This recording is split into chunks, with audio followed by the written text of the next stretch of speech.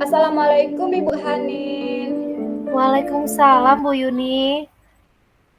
Apa kabar nih hari ini Bu Hanin? Alhamdulillah sehat Bu. Bu Yuni gimana?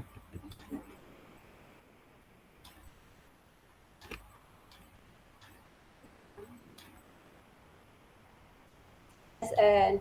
Oh iya, Bu Hanin ditempatkan di SMP berapa ya Bu? Alhamdulillah Hanin ditempatkan di SMP Negeri 48 Palembang Bu sekarang. Oh, di SMP 48. Deket dong dengan rumah Ibu Hanin. Iya, Alhamdulillah sekarang itu cuma 10 menit Bu dari rumah, nggak lebih dari 3 kilometer. Oh, begitu. Iya, Ada berapa orang nih Bu Hanin P3K yang ditempatkan di SMP 48? ada sekitar 7 orang ya Bu kalau nggak salah, termasuk Hanin Oh, ya. 7 orang. Iya, Oh, 7 orang ya. Wah, banyak mm-mm. juga ya. Banyak Kalau Alhamdulillah Bu. di sekolah saya itu dapat 9 Bu, lebih banyak dari 2 dari sekolah Ibu. Lebih Iya, banyak ya. salah satu iya, salah satunya ada satu guru yang sama nih dengan Bu Hanin mengajar bahasa Indonesia. Masya Allah. Iya. Oh iya, gimana nih Bu Hanin di sekolah yang baru? Pastinya, senang ya? Iya, alhamdulillah, saya senang Bu di sekolah yang baru, lingkungannya positif, lalu juga dekat rumah. Ya alhamdulillah senang sih Bu, meskipun Oh, memang mhm. ada kendalanya tentunya ya, pasti ada tantangannya gitu Bu. Oh gitu nih. Apa nih tantangannya? Atau ada yang ingin Ibu sampaikan atau Ibu ceritakan nih? Memang sebenarnya ada yang mau saya sampaikan ya Bu, tapi kalaupun itu pun kalau misalnya Bu Yuni ada waktu, saya nggak enak gitu ganggu waktunya Bu Yuni. Ah enggak kok Bu Hanin, hari ini saya banyak waktu dong untuk ngobrol-ngobrol dengan Bu Hanin, lagi free aktivitas nih Bu. Jadi apa nih yang ingin Alhamdulillah. Ibu sampaikan? Begini Bu, jadi memang saya kan baru pindah mengajar ya dari sekolah swasta ke sekolah negeri. Nah di sekolah baru ini tentunya selain lingkungannya positif, ada plus minusnya ya Bu, ada tantangan baru yang saya hadapin. Nah, saya itu kayak mengalami shock kultur. Nah, jadi murid-murid yang saya hadapi tentu berbeda dengan murid sebelumnya. Nah, di sekolah ini saya menemukan murid-murid yang motivasi belajarnya rendah, tidak semangat seperti di sekolah Mmm, lama. Dan qadarullah sarana dan prasarana di sini juga belum terlalu mendukung untuk saya menerapkan pembelajaran yang terintegrasi dengan teknologi seperti biasanya. Karena sebelumnya saya ini kalau mengajar itu menggunakan proyektor, eh, Canva, mmm. Google Drive, YouTube sampai ke Instagram. Nah, ini saya kesulitan punya tantangan baru gimana caranya saya harus mengajar dengan mengintegrasikan teknologi dengan sarana dan prasarana yang belum mendukung gitu Bu. Oh, begitu. Berarti permasalahan dari Bu Hanin ini kalau saya dengar dari penjelasan Bu Hanin tadi berarti Bu Hanin ini, sepertinya mengalami shock kultur begitu ya? Dikarenakan menghadapi, murid-murid Ibu yang berbeda dari sekolah sebelumnya nih, di mana di sekolah baru Ibu Hanin itu menemukan murid-murid yang motivasi belajarnya rendah, mungkin juga sarana dan prasarana di sekolah Ibu Hanin belum mendukung yang sekarang untuk Ibu menerapkan pembelajaran yang berteknologi seperti di sekolah Ibu sebelumnya. Begitu, bukan begitu Bu Hanin? Betul sekali Bu, benar sekali. Jadi saya memang bingung bagaimana harus meningkatkan motivasi belajar murid dengan keterbatasan sarana dan prasarana yang ada. Hmm, iya ya. Nah Bu, kira-kira nih dari percakapan kita hari ini, apa yang ingin Ibu Hanin dapatkan nih? Jujur, saya ingin dapat meningkatkan motivasi belajar murid saya yang sekarang dengan keterbatasan sarana prasarana yang ada. Karena saya percaya sekali setiap anak itu punya kesempatan yang sama untuk merdeka. Seperti itu, Bu. Jadi Ibu Hanin mengharapkan dapat meningkatkan motivasi belajar murid dengan keterbatasan sarana dan prasarana ya Bu.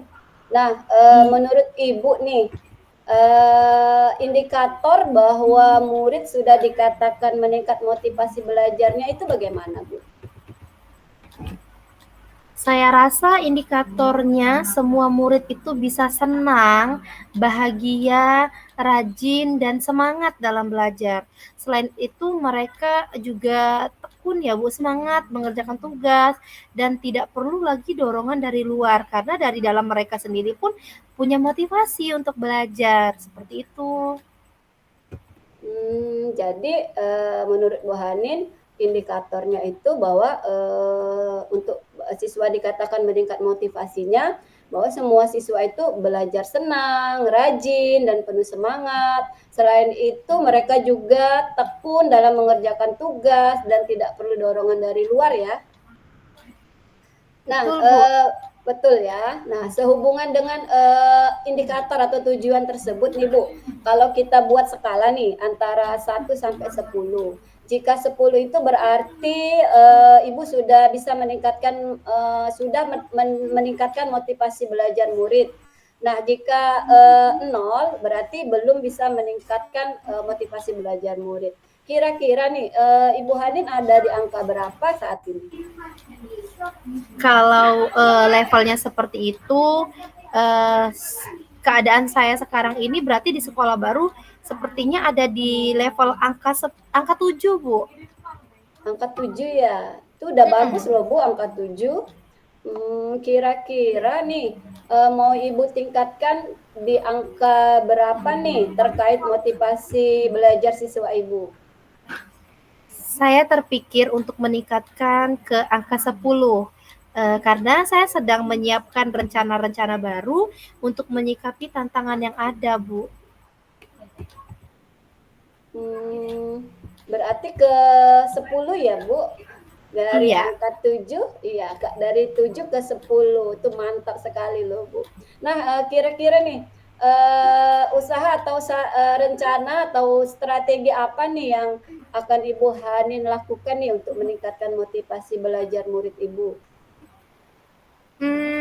Mungkin dengan menggunakan metode dan kegiatan yang beragam saat pembelajaran, Bu, dan menciptakan suasana pembelajaran yang menyenangkan. Nah, saya sedang mencoba mengintegrasikan teknologi dengan cara insya Allah saya akan membeli proyektor portable sendiri untuk bisa mengajar dengan materi ajar yang terintegrasi dengan teknologi. Nah, itu dari sarana dan prasarana ya, Bu. Terus kalau untuk motivasi belajar anak yang rendah, saya insya Allah akan mencoba menerapkan segitiga restitusi, berkolaborasi dengan orang tuanya dan juga guru BK. Wah, bagus sekali Bu Hanin. Jadi Ibu akan melakukan semua itu ya? Iya. Iya, oke. Kira-kira Bu, ada strategi yang perlu ditambahkan nggak untuk meningkatkan motivasi belajar murid Ibu? Mungkin saya akan mencoba memperbanyak literasi tentang model dan media ajar yang tepat untuk diterapkan di sini, Bu. Oke tuh Bu. Berarti Bu sudah punya banyak rencana baru nih. Nah, kira-kira dari beberapa rencana atau strategi yang Ibu sampaikan tadi, kira-kira Ibu Hanin itu lebih nyaman atau mungkin lebih cepat untuk terrealisasi itu strategi yang mana nih Bu? Mungkin lebih nyaman dan cepat untuk melakukan strategi segitiga restitusi untuk motivasi belajar anak dan menyediakan proyektor sendiri Bu untuk mengatasi kendala sarana dan prasarana yang ada. Oh gitu, kira-kira nih Bu Hanin, memerlukan support dari atau bantuan dari siapa nih untuk, rencana Ibu Hanin tersebut? Tentu saya membutuhkan dukungan, butuh support dari semua orang, mulai dari kepala sekolah, wakil, semua warga sekolah. Tapi dalam hal ini untuk motivasi belajar anak, saya sangat membutuhkan bantuan dari rekan guru BK, Bu. Oh gitu, iya, heeh, karena, akan melakukan segitiga restitusi ya Bu Hanin ya? Iya, Iya. betul. Oh, jadi nih, kira-kira nih Ibu Hani nih, kapan mau, merealisasikan, atau melakukan, segitiga restitusi atau yang tadi yang, laptop proyektor sendiri nih kapan nih realisasinya nih, Bu? Insya Allah secepatnya Bu, mohon doanya. Mungkin dalam 1 bulan ke depan itu sudah terwujud. Karena sekarang saya sedang berkoordinasi dengan guru BK dan ini kan baru pertama kali masuk sekolah ya Bu. Saya sedang melakukan asesmen diagnostik untuk memahami karakter dan kebutuhan anak-anak di sini. Bagus sekali Bu Hanin. Dari percakapan kita hari ini, kira-kira, apa yang sudah Ibu dapatkan? Tentunya dari percakapan hari ini selama coaching sama Bu Yuni saya banyak sekali mendapatkan ketenangan karena cerita saya sudah didengarkan dan saya juga mendapatkan gambaran tentang bagaimana cara agar dapat meningkatkan motivasi belajar murid dan mengatasi kendala sarana dan prasarana saya tadi. Iya, alhamdulillah Bu Hanin. Berarti Bu Hanin sudah mendapatkan gambaran ya untuk menyikapi permasalahan Bu Hanin untuk bisa meningkatkan motivasi belajar murid Ibu. Oke deh, saya tunggu nanti kabar dari Bu Hanin nih setelah melakukan segitiga restitusi. Mungkin percakapan kita hari ini kita cukupkan ya Bu. Semoga rencana Bu Hanin untuk melakukan segitiga restitusi di sekolah Ibu dapat berjalan dengan baik. Amin, terima kasih banyak Bu Yuni atas waktu dan motivasinya. Baik, sama-sama Bu Hanin.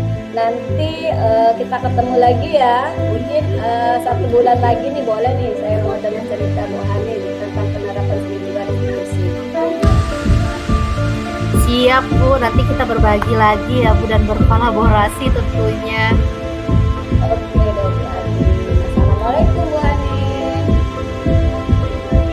Waalaikumsalam Bu